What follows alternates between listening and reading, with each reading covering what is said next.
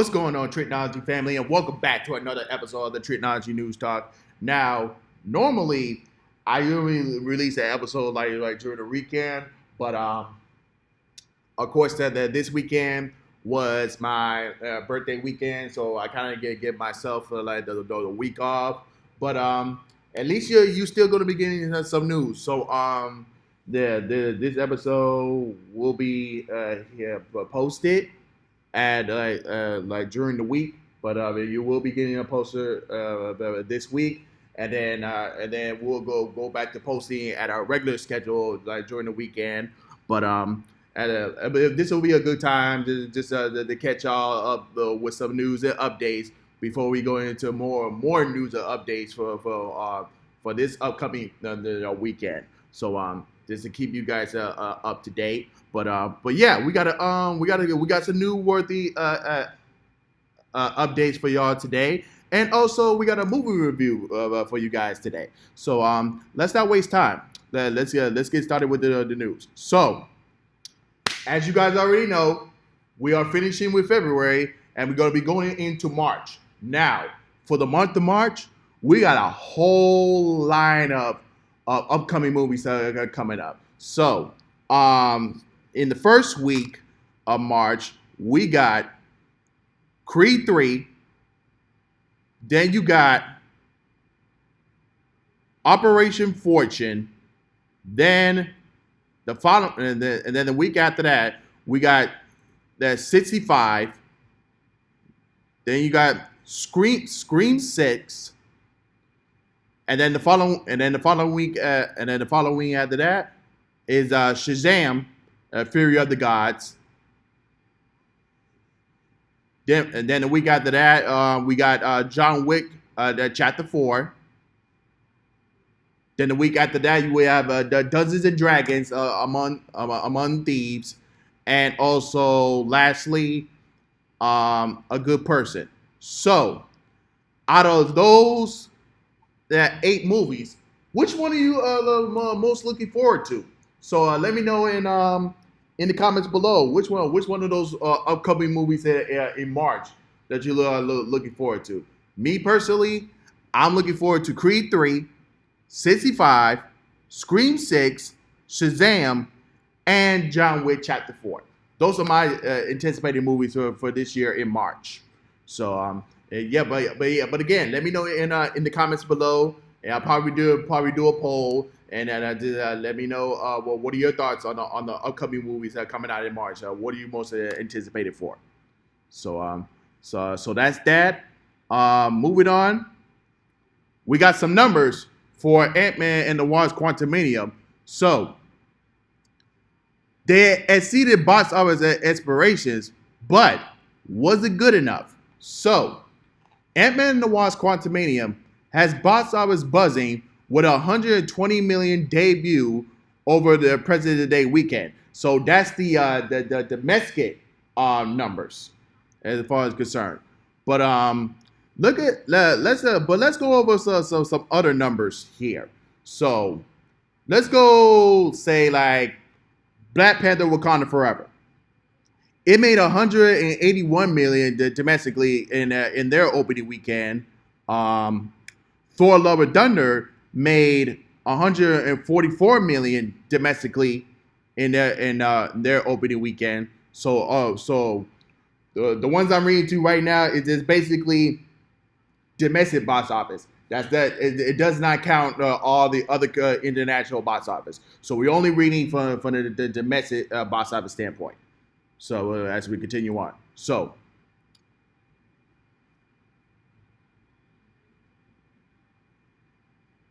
yeah, and then Doctor Strange in the Multiverse of Madness made $187 million. The Batman made $134 million. The Black Adam made $67 million, and Morbius made 39 million. So with that, Doctor Strange 2 and Black Panther 2 are the only ones that made a little bit more higher in their box office weekend debut. So I don't know. Let's see if Aquaman, Aquaman, I mean Ant-Man and the Wasp: Quantumanium can make more money on during the weeks. I highly doubt it, but we'll see how that goes. But moving on to the next topic. So, replacing the Flash. Who are the best 5 actors to be Barry moving forward? Now, in case y'all didn't know, after Aquaman and the Lost Kingdom, that will be the final of the current DC extended universe. So, the question is, if Ezra Miller's gone, who could be the next Barry Allen, the Flash? So, we got a couple lists here that I might want to read out, and I do apologize if I pronounce the names. But first off, we have Tanner Buckingham. He did 24. He's 24 years old. He did Cobra Kai and Designer Survivor.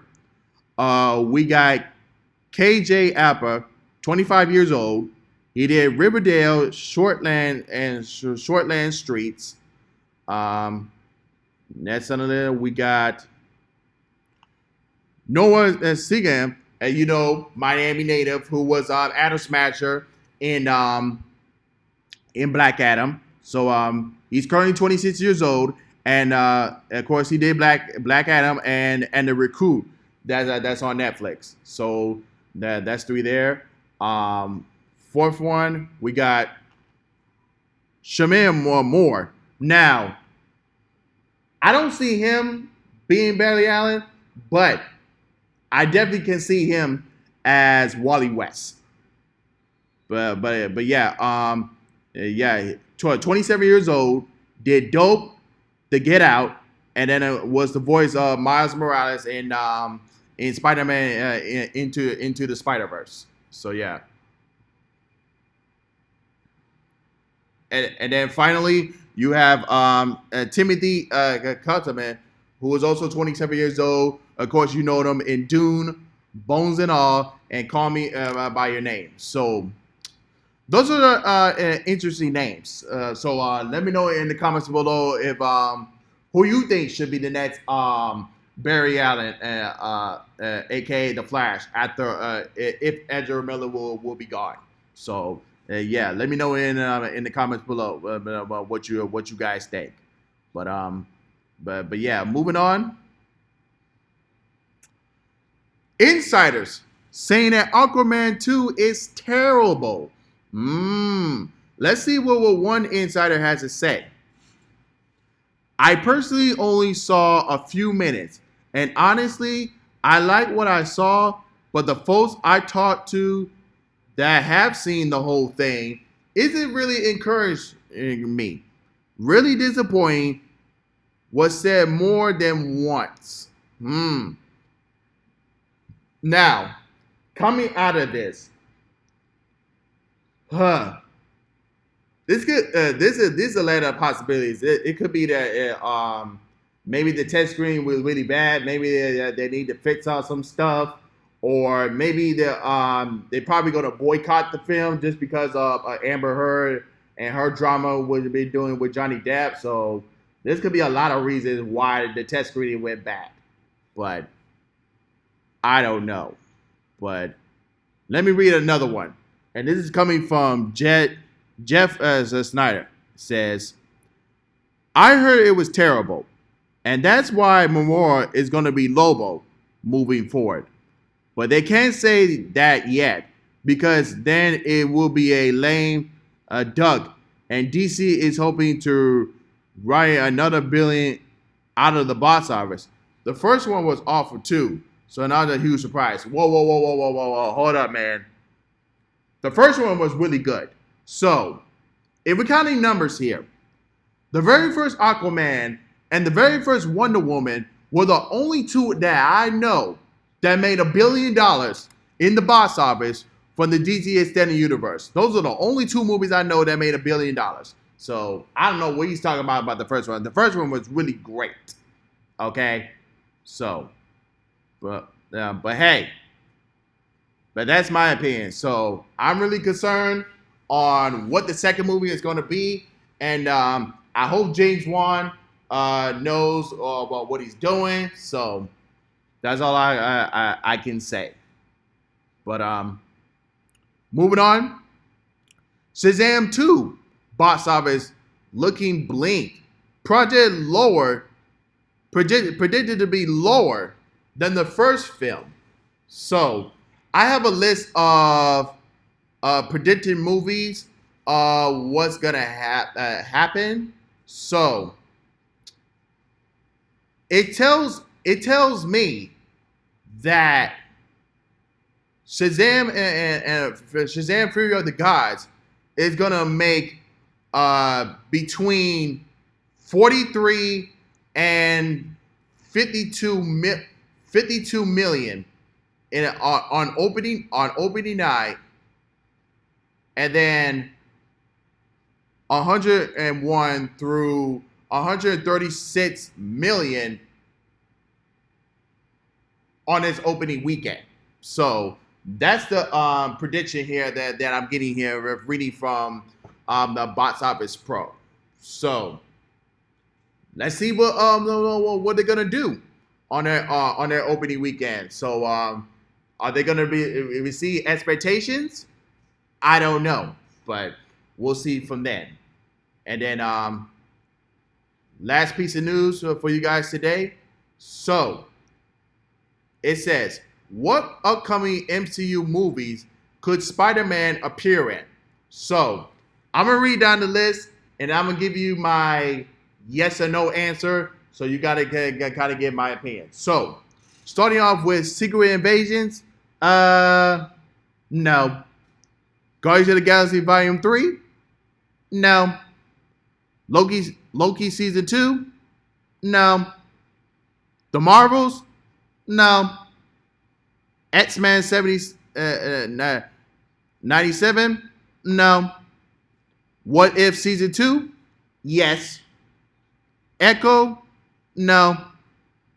Ironheart, maybe. Athena COVID Chaos, no. Daredevil, between a yes and a maybe. We'll see. Captain America: A New World Order, no. Thunderbolts, no. Blade, no. But we'll see. Deadpool 3, maybe. A huge maybe. And then Spider-Man freshman year, yes. Fantastic Four, not really. Avengers of the Kane Dynasty, yes. So those are my thoughts and opinions, because I'm trying to think of Tom Holland's contract as far as appearing as Spider-Man. So, but I don't know what he got on his contract to appear as Spider-Man in the MCU. But we'll see. We'll see how that goes. But yeah. But that's all the mainstream news. So let's get into our movie review today, and that's going to be on Cocaine Bear. This one was directed by Elizabeth Banks, and it stars Carrie T. Russell, O'Shea Jackson Jr., Christian Cavell, Aideen Elba, Brooklyn Prince, Isaiah Whitler Jr., Margot Martindale, and Ray Liotta. And of course, the film was marked as a permanent release of Liotta, who died on May 26, 2022, with the film being dedicated to his memory. So this film is inspired by the true story of Cocaine Bear, an American black bear who ingests millions of dollars of lost cocaine in 1995. So this basically was a fantasy dark comedy movie. So in the real life story, the bear actually died after ingesting cocaine. But in this movie, he ingests cocaine and then goes on a rampage killing spree. So let me just say this: the kills in this movie is definitely gruesome, but at times it's just like you want to laugh. These kills in the movie is very funny. You're gonna laugh a bit, but then after a few moments, when you see some of the gore and gruesome kills, they be like, "Ooh, God!" Like you're gonna laugh for a few minutes, and then once you see the kill, you'll be like, "Ooh, God!"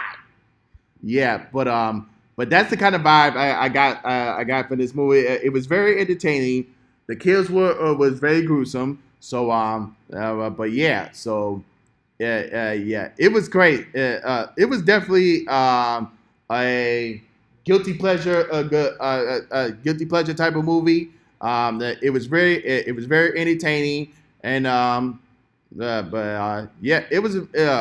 I would definitely say it was basically a B level movie. So yeah, it was basically Grizzly Man meets Scarface, but then kind of leaves Snakes on the plane standing on a stranded on a highway somewhere. So that's the basically I kind of vibe. And it's one of those silly type of movies that you will laugh at and enjoy. So, but yeah, but that's the type of film, type of movie I got about from this. But yeah, I'll definitely give this movie between a B minus and a C plus grade. That's why I definitely get for this movie. And but yeah, it's definitely one of those movies like if you want to see it, if you want to laugh your butt off at a horror comedy, this is definitely the type of movie that you would recommend go seeing.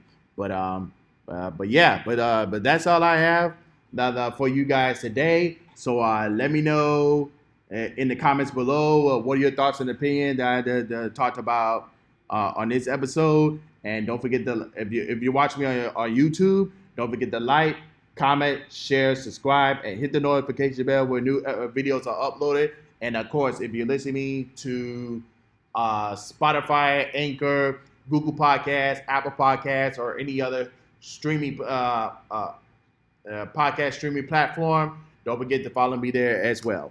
But other than that, this is Trico, and I'm signing off, y'all. Peace.